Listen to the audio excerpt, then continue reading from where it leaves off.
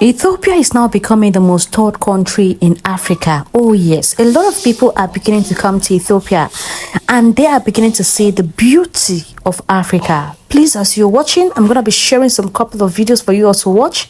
As you're watching, please do well to like, share and subscribe because the world needs to see the beauty of Ethiopia. Please join this movement by sharing.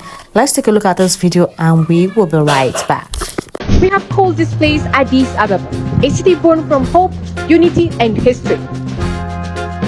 Today, Addis rises with open arms, ready, prepared, a city that carries Africa's dreams, decisions, and conversations.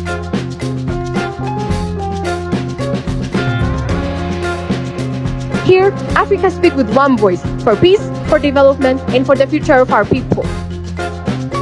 From every corner of our continent, you're welcome. This is your home. Addis welcomes Africa. Together we move forward, together we rise.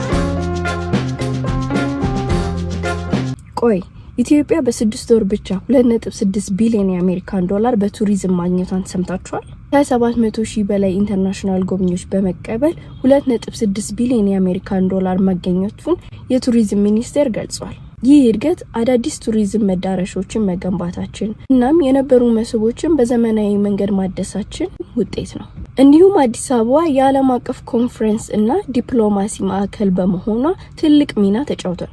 አዳዲስ ኢንቨስትመንት ሆቴሎች ላይ መደረጋቸው እንዲሁም የተሻሻሉ ሰርቪሶች በተጨማሪ ቪዚት ኢትዮጵያ ዲጂታል ፕላትፎርም ትልቅ ቱሪዝም ብራንድ እንድንገነባ ረድቶናል። ይህ የቱሪዝም እድገት ብቻ አይደለም፣ ይህ የሀገር መነሳትም ጭምር ነው።